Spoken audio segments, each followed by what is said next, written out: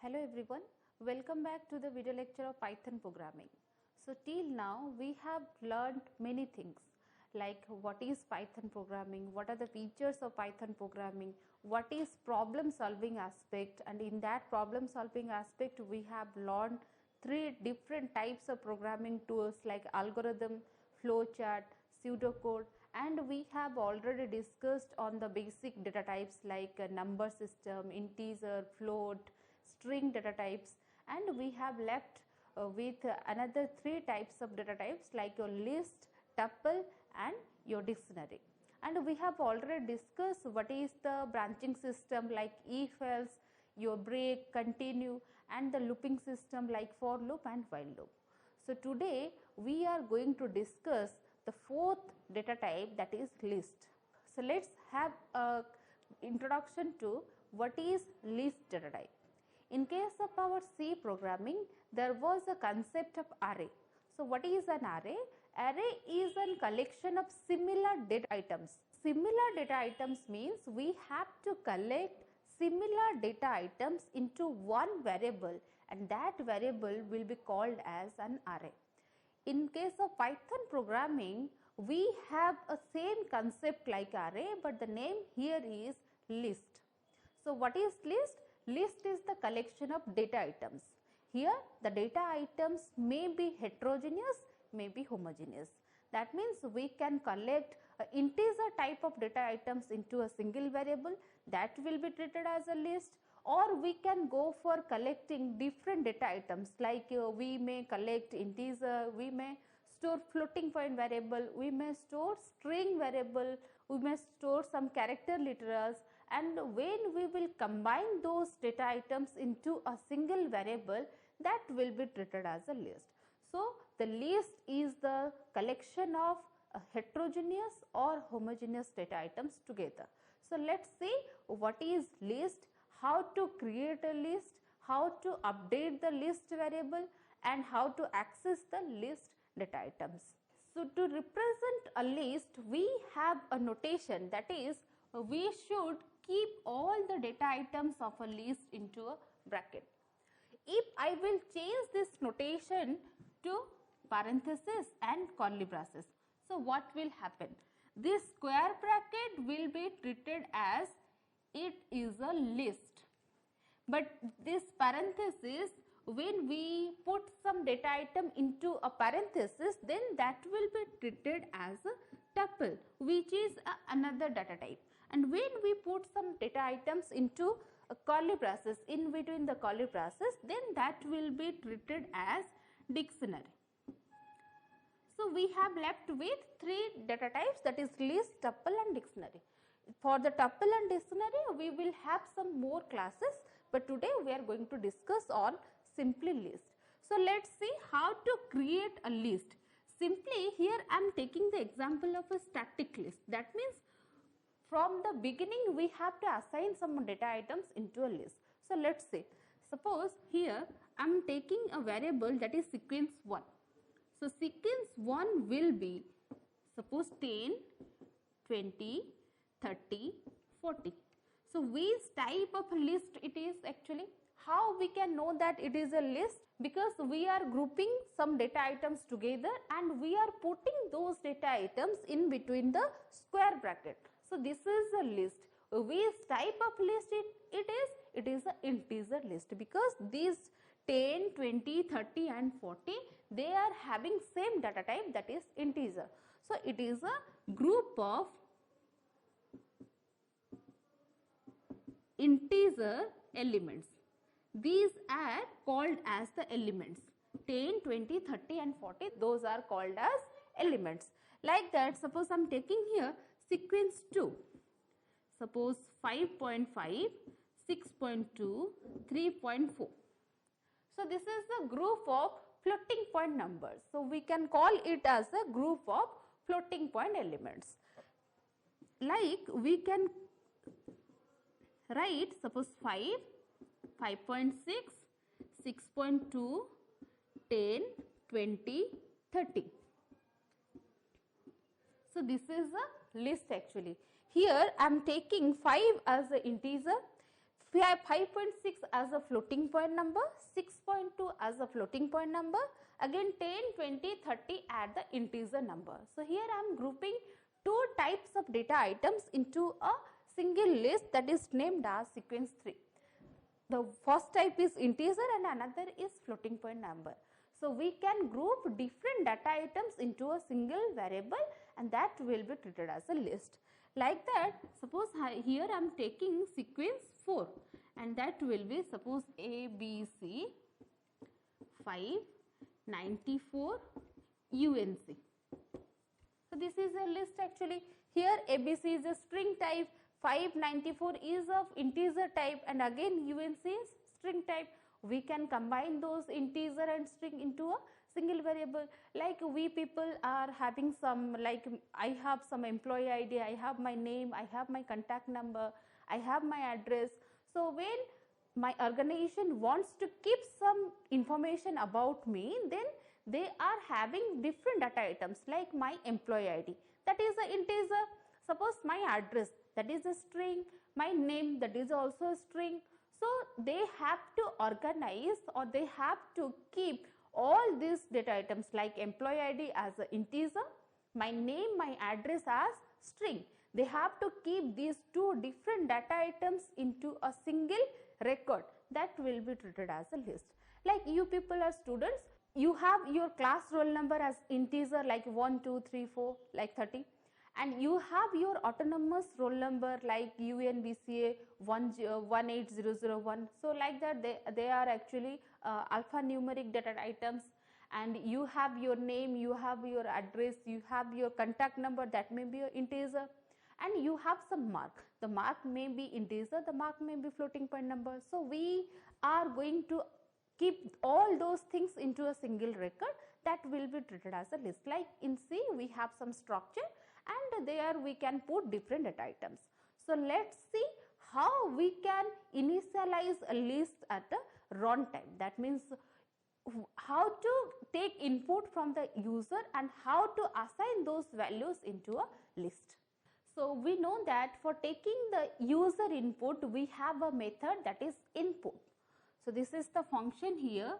If I want to take some input from the user or from the keyboard, then I can use this input method.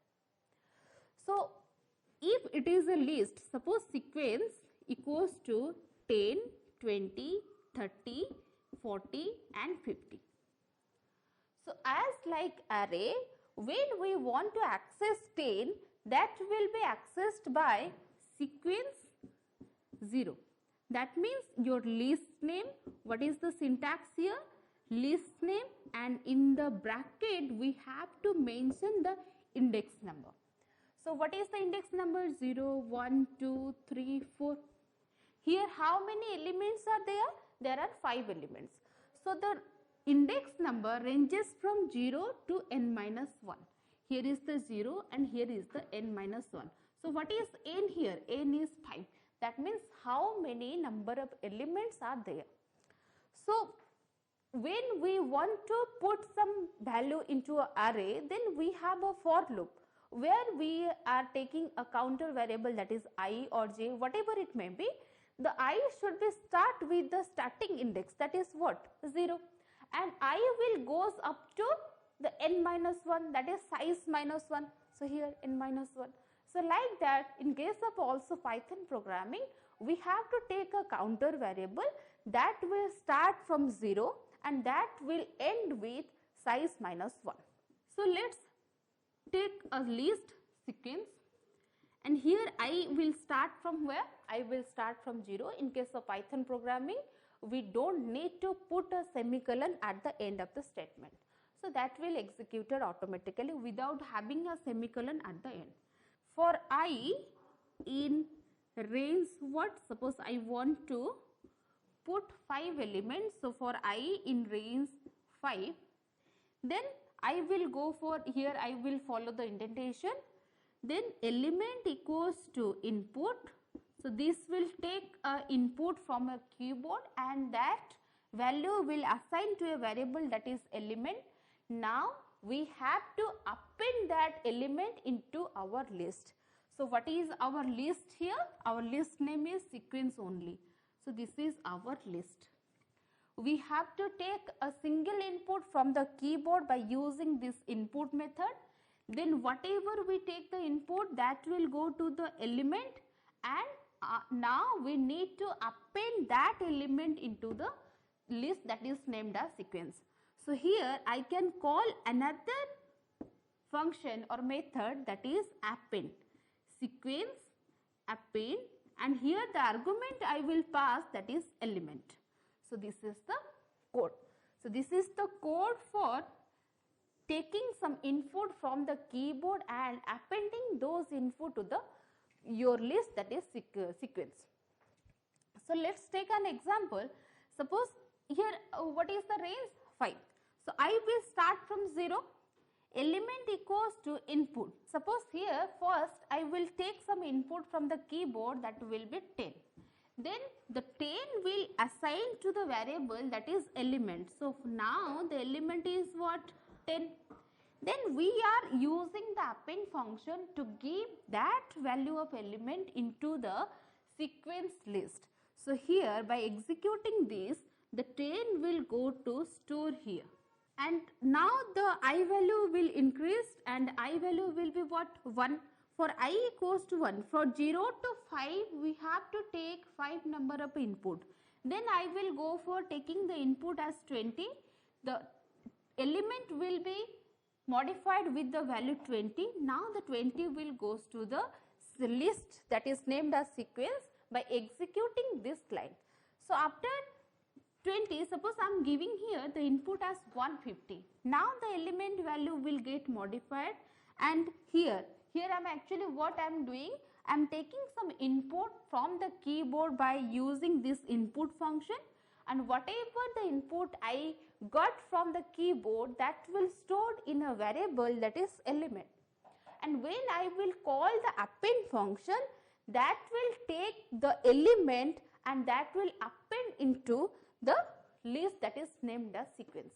So here the sequence list, here the element is what? 150. I will pass here 150, and the 150 will append into the list that is named as sequence. So here 150 will get appended. Like that, for I equals to 3, 4, 5, we have to take more inputs from the keyboard, and we will give that input from the keyboard which I will got, and I has assigned it into the variable element by to the list by using this append function. So this is one method that how we can take some input at the runtime. There is another method, like here we are using the function append, like there is another function that is split. So by using this split function also, we can take input from the keyboard and we will store those input into a list. So let's see how to use that split function. So let's first take a list and we can declare it by writing this sequence and the square bracket. That will be declared as sequence is not a normal variable, sequence is a list variable. Then we have to take input from the keyboard. So we can write here sequence equals to input dot split. So by executing this single line, we can take input from the keyboard and we can assign those values into the sequence list. So what is the difference between the append and the split? If we have the append, then why we need this split function? Because in case of split function, we have to read all the inputs in a single line. If it is my command line, then I have to put the elements like 10, 20, 30, 40, 50 like this.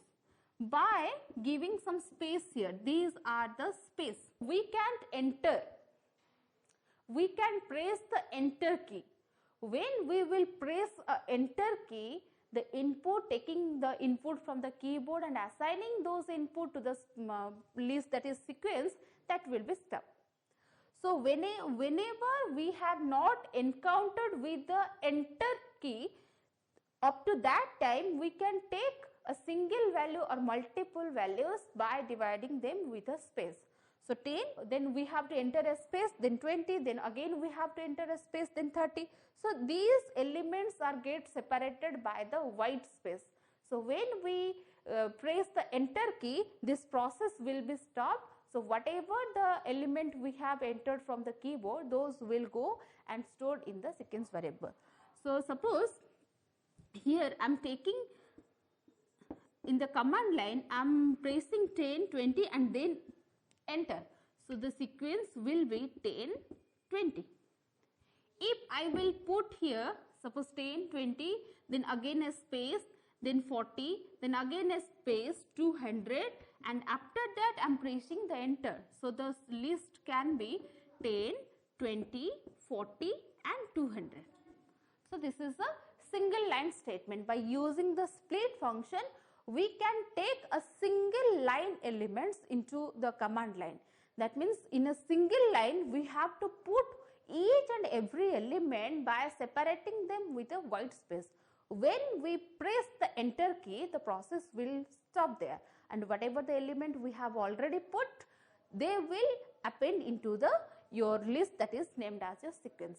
So let's see how to access the list element. Like array, we have some index number, and whenever we want to fetch some value from the array, then we can fetch them by writing their index number. So like that, in case of list also, we have some index number. I have already told you, this is the index number 0, 1, 2, 3.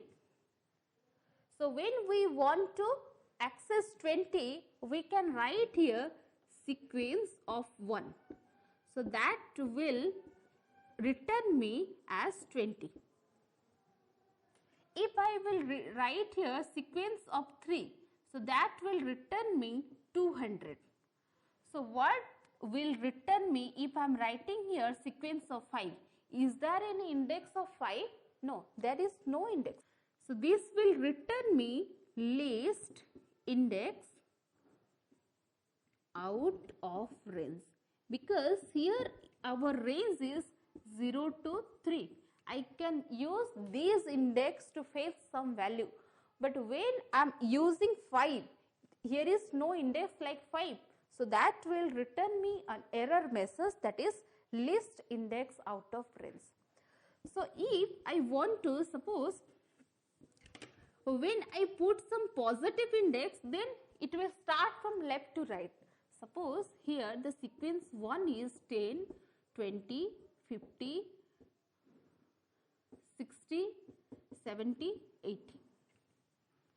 So when I put some positive index, then it will start from left to right, like 0, 1, 2, 3, 4, 5. If I don't know what is the last index, but I want to fetch the value of the last index.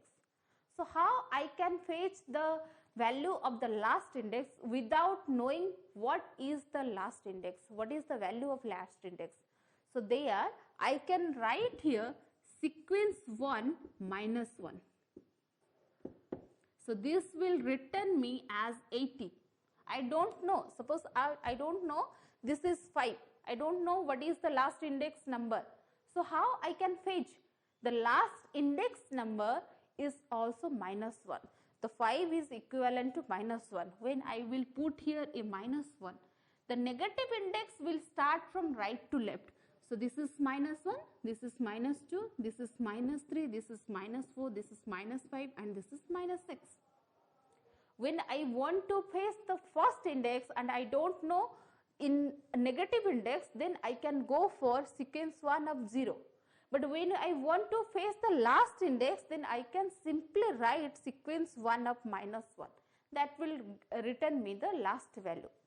Like suppose here I want to fetch 50. So sequence 1 of 2 and sequence 1 of minus 4. Both will return me 50. If I will go from positive index, I will start from left and I will go towards right. So here I want to fetch the second index. So I am giving here a positive index. So I will start from left.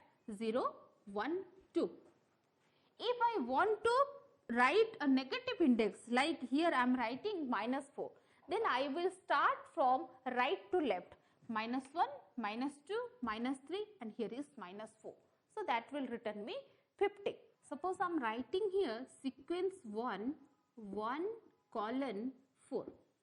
So this colon means slicing. That means we are splitting the list and we are creating a sub list. So here 1 colon 4, that means 1, 2, 4 minus 1. So what is that? 1, 2, 3. So this will return me the index 1 to 3. The index 1 value is what? 20, 50 and 60. So this will return to sequence 1, 1 is to 4. Like suppose I am writing here sequence 1, suppose 2 to 5. So this means what? 2 to 4. 5 minus 1, that is 4. So this will return me what? 2 is what? 50. Then 3 is what? 60. And here is the 4. 4 means what? 70. So this will return me this. So this is called as slicing. That means we are slicing the list. The complete list will divided into another sub list. So there should be a sub list by depending on these two values. Suppose I am writing here, suppose sequence 1 colon 4. So what will happen now? If I will omit this value, the by default this is 0. So by default here I am writing sequence 1 0 to 4. If I want to mention here 0, I can mention the 0 or I can omit the 0. So 0 to 4 means what? 0 to 3, and this will return me 10, 20, 50 and 60. Here is the 0, 1, 2 and 3. Like suppose I am writing here sequence 1 2 colon. So this means what? This means the last index or the size. So suppose here the size is what? 6. The last index means what? 2 to 5. So this will return me 50, 60, 70 and 80. That means we are slicing the list and we are formatting another list to 2 to 5. So this will return me as the second index, third index, here is the second index, third index, fourth index and fifth index. So this is how we can access the list elements. So we have already installed the Python ideally. You just practice these fundamentals of list. In our next class, we will go for how to update a list and what are the different operations that we can perform on a list. Have a great time. Thank you.